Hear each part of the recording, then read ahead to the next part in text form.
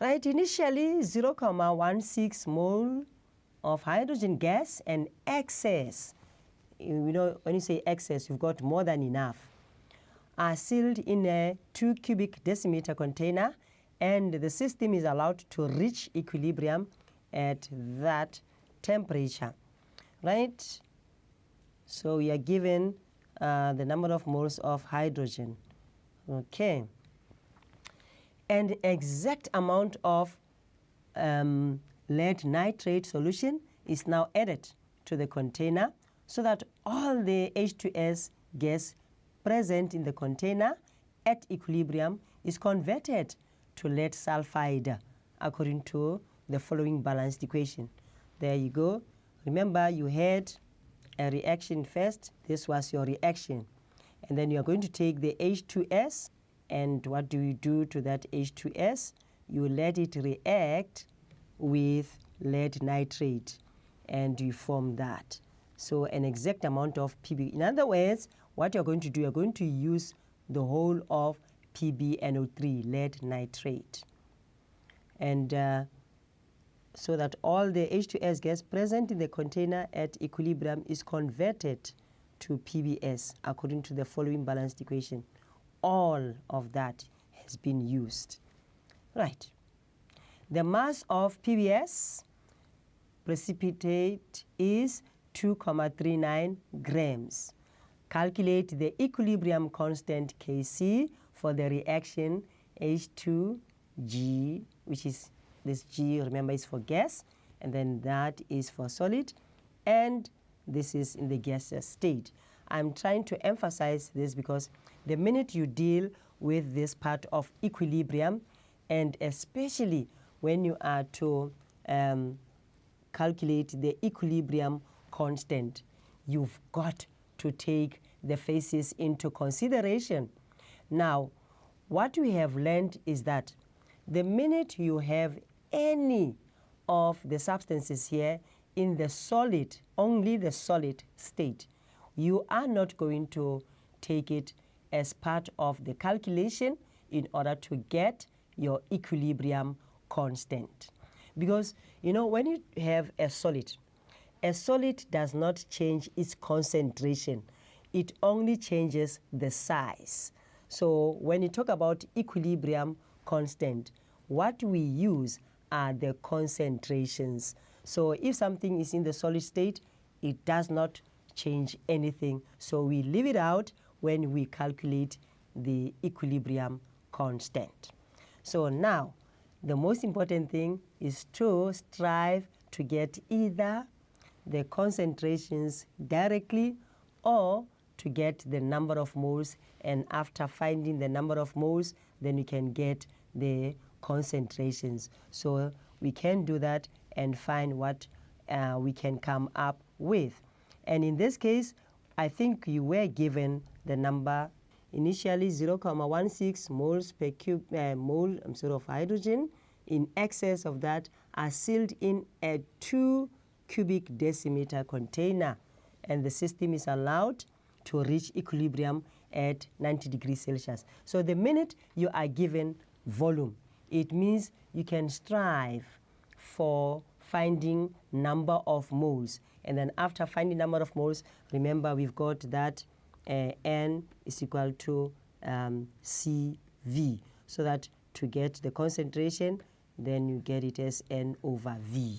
So that is what will help you. So, but now don't forget that at the beginning, you had hydrogen gas as 0.16, and then from there, this is out. We are not going to worry about it, the sulfur, but this volume can just help us a lot. Right, let's see where we can start in solving this problem here.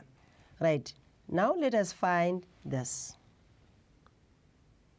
We have here N for PbS. This is very important. N for PbS. Why N for PbS? Because we are going to apply, you know, that type of, you know, a relationship in order to see, okay, if you've got N for this, then what is N for the other one that you are really in need of, okay? So if we have N for PBS, right? I think that you can get because we've got this, we've got that, and this is 2,39,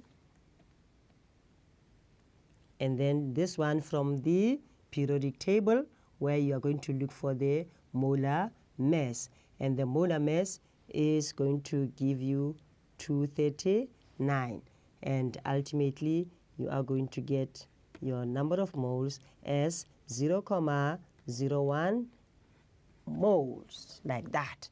But now I want you to have a look at something here. N, and then you say H2S at equilibrium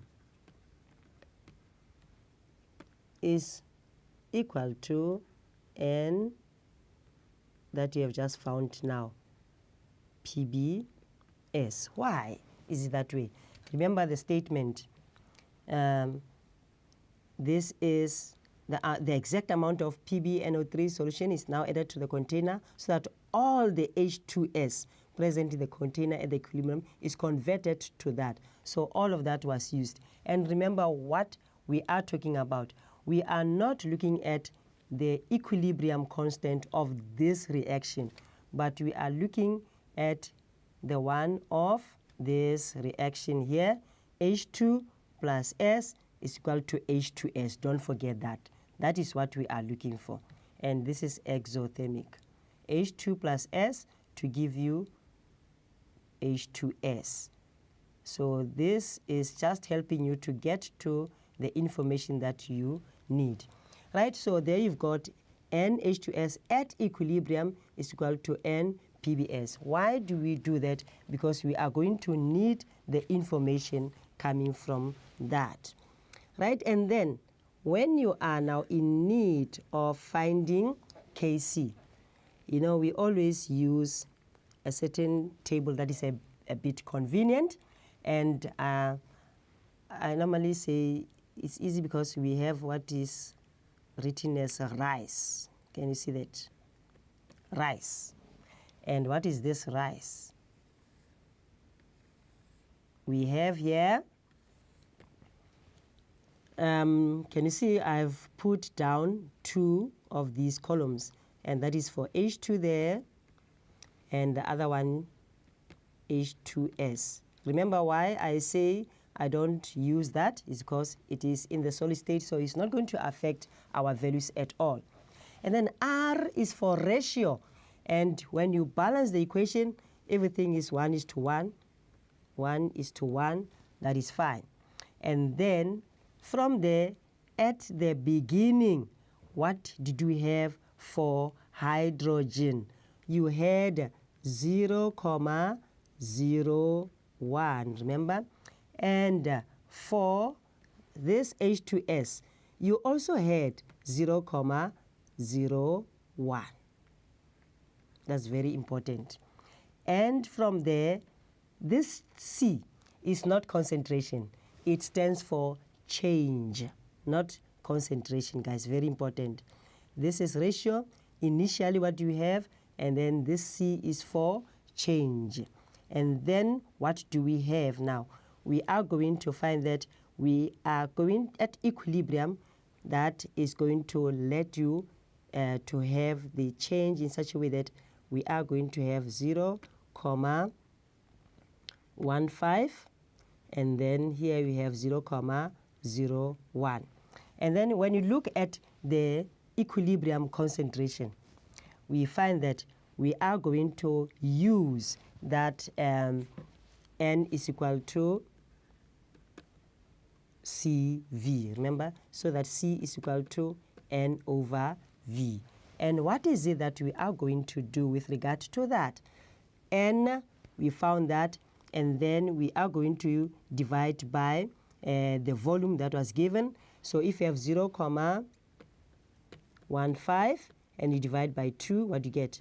You get 0,075. So this is going to be at equilibrium. The concentration there is going to be 0,075, right? And then here Same thing, 0,01 divided by 2, you get that as 0,005. So at equilibrium, this is the concentration that we get. And what is it that you do thereafter? You now are able to calculate what is actually needed here.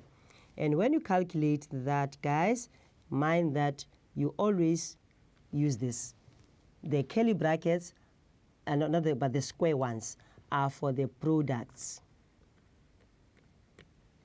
But below there, we have the reactants. And when you substitute the values, you don't put the square brackets anymore, but you put the values. But be very careful. You put the one of the product first, 0,005 divided by that one of the reactants, 0,075. And you get your value, which is close to 0,067. No unit when you are calculating Kc.